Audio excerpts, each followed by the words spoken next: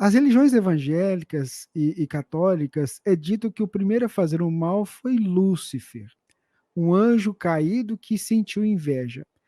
Qual é a explicação segundo o Espiritismo? Essa figura de Lúcifer é uma figura que aparece no Antigo Testamento. Ela não é uma figura que esteja criada, surgida dentro do Novo Testamento. Ela é uma figura judaica. E, mais propriamente, ela não está nos livros de Moisés. Se nós pegarmos as obras de Moisés, que são Gênesis, Êxodo, Levítico, Números e Deuteronômio, as 5 obras, não aparece o Satanás ali. Sabe por quê? Porque para o judaísmo só existe um Deus. Hashem Echad, Deus é único, então ele não disputa com ninguém.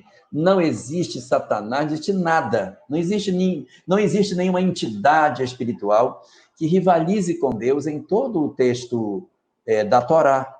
Os judeus não reconhecem a existência de uma entidade que rivalize com Deus. Não há isso. Esse conceito não é um conceito judaico. A figura de um opositor a Deus, ele vai aparecer no livro de Jó.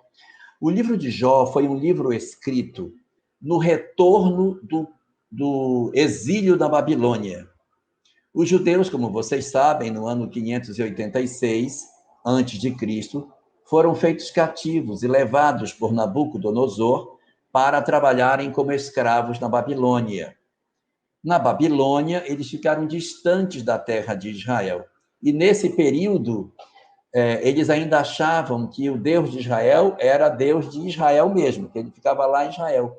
E eles tinham dúvidas se eles poderiam orar a Deus estando longe da Babilônia, longe de Israel. Posso orar ao meu Deus morando na Babilônia? Tem até um salmo, acho que é o Salmo 132, que transformaram numa música muito famosa nos anos 80. Lá, lá, lá, lá, lá, lá, lá, lá.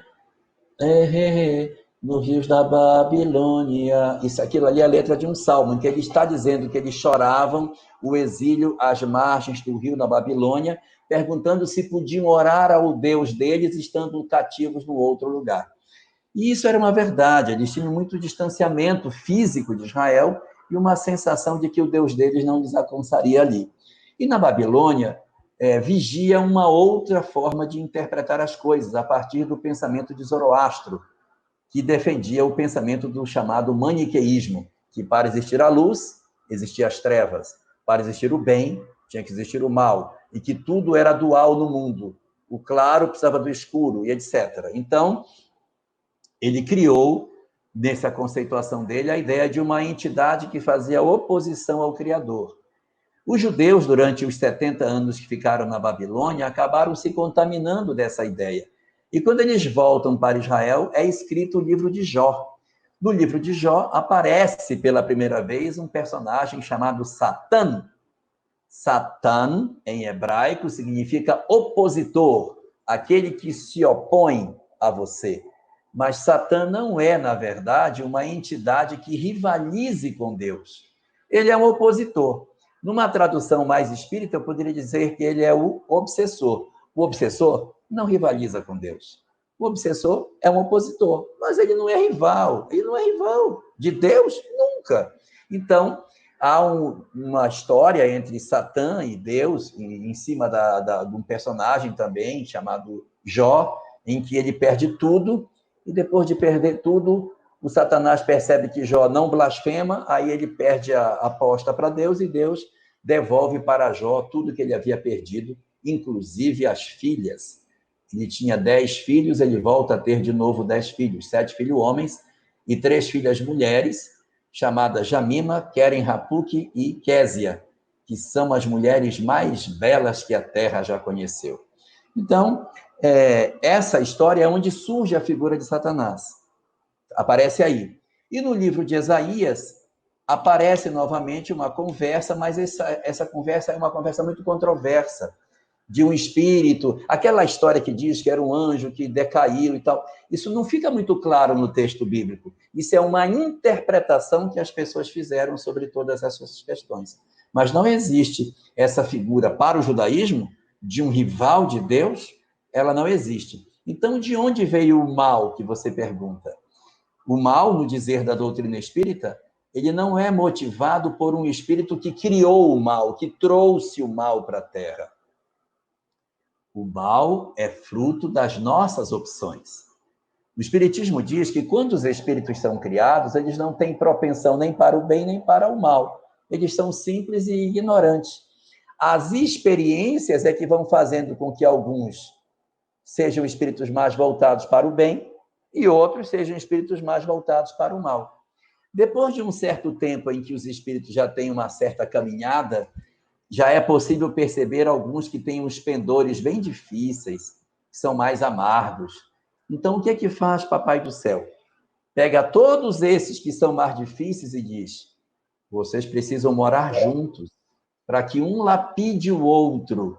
E aí reúne as almas rebeldes em determinados planetas, marcados pelo egoísmo e pelo orgulho, aonde essas almas, entre si, elas se atritam, elas se lapidam uma a outra de tal sorte que depois de muito tempo de convivência, elas se depuram. E da onde veio o mal? Da própria opção que as pessoas fizeram, que os espíritos fizeram, em não seguir a lei de Deus, porque a lei de Deus exige que a gente pense a longo prazo.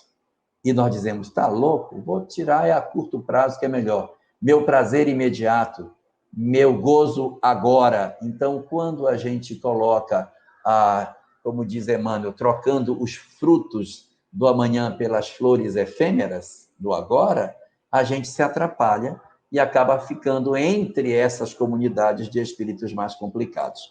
Portanto, nessa ótica, a figura de Satã não é uma figura que pertence ao mundo do judaísmo, é uma figura que não pertence ao mundo do espiritismo, ela também não faz parte, mas é uma figura que é recorrente dentro do ambiente do cristianismo. O cristianismo tem uma figura de oposição de que dá muito poder a esse famoso Satanás durante os textos, tanto nos evangelhos, onde aparece ele tentando Jesus e uma série de outras situações, como também no Apocalipse, aonde vai acontecer o julgamento final. Mas aí, neste caso, é preciso recorrer sempre ao sentido literal da palavra em hebraico, em que ele é um opositor. E sendo os cristãos, os primeiros cristãos, judeus, não existia para eles uma figura de rivalização com Deus. Havia, sim, espíritos rebeldes do lado de lá, não apenas um, mas vários, como aparecem em várias cenas de Jesus expulsando os chamados demônios, que são vários, mas são espíritos difíceis, amargos, difíceis, rebeldes, e esses espíritos, então, comporiam essa força, esse conjunto de forças interessadas no não progresso da Terra. Mas a origem do mal, na conceituação da doutrina espírita, está centrada no livre-arbítrio do homem, que decidiu ser aparentemente feliz agora, para não ter que aprender a ser feliz perenemente um pouco mais para frente.